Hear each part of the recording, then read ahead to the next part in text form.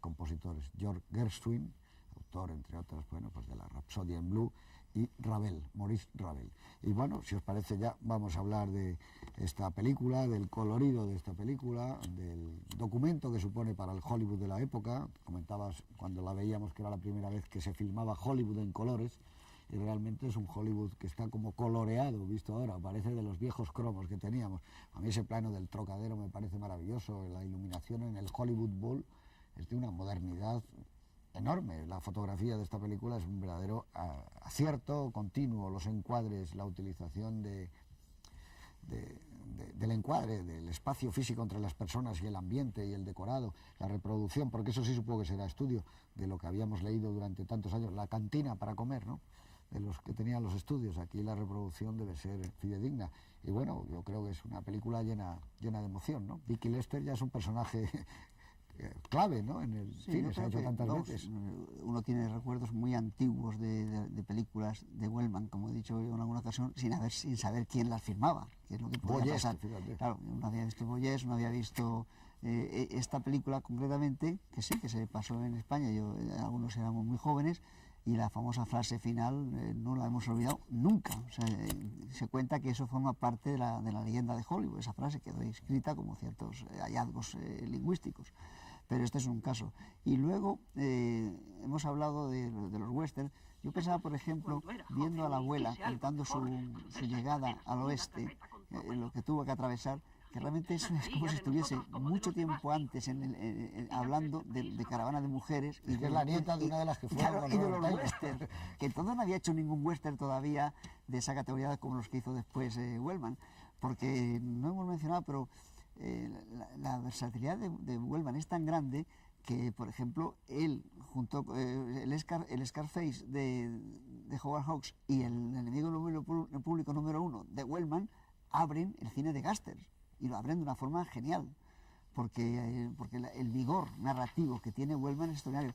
Yo lo he comentado porque creo que, bueno, como un homenaje a su memoria, se puede hacer que, hablando de cine, hablando de lo divino y lo humano, escuchando sobre todo, más que hablando, un día Wells nos dijo, a 2 o 3 que estábamos con él hablando, dijo: ustedes nunca mencionan a William Wellman. Entonces, bueno, yo dije, bueno, pues tiene razón, porque cuando vas a la filmografía, dice, pero si este hombre tiene una serie, y claro, ya habíamos visto Cielo Amarillo, pero habíamos visto cantidad de obras de él, porque tiene una filmografía muy, muy rica.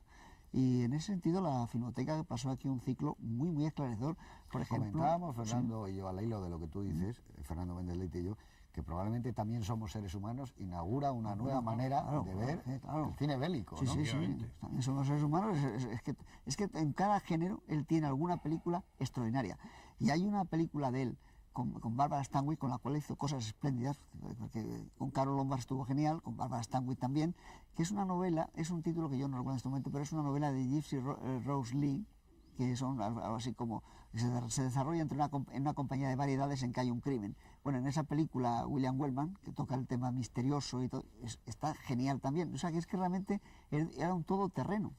Hasta el momento final de su vida dejó una colección de películas, y no están, por lo menos aquí no lo sé, aquí ya creo que lo estamos rehabilitando, pero en Estados Unidos Turner, la televisión de Turner, que como sabéis es el que maneja todo el fondo de Metro, de RKO y me parece que Universal o algo así, el año pasado exhibió un documental que se llama William Wellman, El Salvaje, que era como le denominaban, de 2 horas, y cometieron una auténtica proeza, que es que ese documental de 2 horas, que está producido por su hijo, se proyectó en la cadena de pago de Turner 5 veces seguidas en una noche. O sea, que yo creía que es que iban a seguir proyectando cosas nuevas, y dejé de grabar porque es que proyectaron 5 veces y al día siguiente lo repitieron. Cosa que ahora Turner está haciendo con nuestro amigo Bettiker o Boetticher, lo acaba de hacer ahora en Los Ángeles.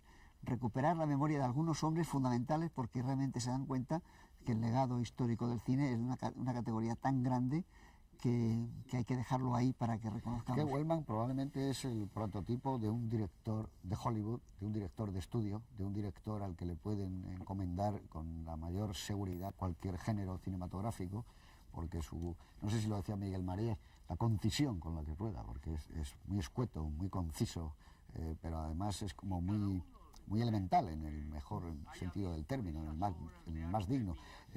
Y esa concisión, por ejemplo, la ceremonia de los Oscars está rodada prodigiosamente.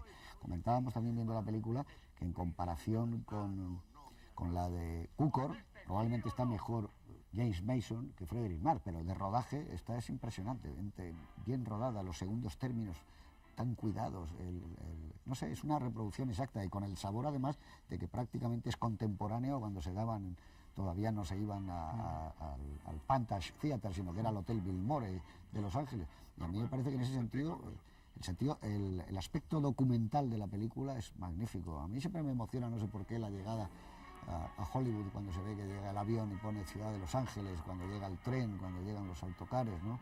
A Hollywood se puede ir, como sabemos, de muchas maneras, pero conviene ir despacio, que eso lo han vivido muchos y si os dais cuenta, además, una sola nota, que el encuentro de Norman con Esther y la primera noche que ellos, que la acompaña y tal, es muy parecido, casi reproducido en Cantando bajo la lluvia, entre Gene Kelly y Debbie Reynolds. O sea, que es una película que a su vez vuelve sobre el cine, adelanta y retoma. Sí, sí, además en ese momento de la película, cuando él la lleva a su casa, donde está, como siempre, Andy Devine, hay muchos actores, además, mucha gente que, bueno, que ya ni siquiera a nosotros nos dicen nada, pero hay muchas viejas glorias del cine mudo que están metidas en esta película. Ahí está eso de lo que él tenía fama de rodar el Over the Shoulder. Ahí hay un plano maravilloso, muy largo, muy sostenido, sobre media cara de Vicky Lester, y es prodigioso como está rodado, tiene una cautivación porque al ser tan largo, al apenas estar interrumpido, pero antes hay un contraplano que es él en el coche, que es magnífico sobre la cara de Frederick March, ¿no? Y el concepto de la luz iluminando media cara también tiene eso a lo largo de toda la película. Es una película de alguna manera sombría, ¿no? ¿Verdad? Yo creo que es una película que es muy realista y muy dura, y que es una película que está diciendo a la gente que hay que imaginar lo que sería en ese momento, y justo en la época de la depresión, que debía ir media chica mona de América, debía desembarcar en Hollywood, todas aspirando a ser estrellas, de las cuales la mayoría no llegaban, como la película cuenta muy claramente, ni a extras. Una entre 100.000, dice. Claro. Entonces, ese fenómeno yo creo que la película lo tiene como una advertencia muy franca y muy dura, y que está contado muy descarnadamente. Y lógicamente, además, Wellman dice que la historia que escribió con Robert Carson inicialmente, se llamaba Sucedió en Hollywood, que estaba basada en recuerdos personales que habían pasado de verdad a gente que él conocía, en algunos casos demasiado bien.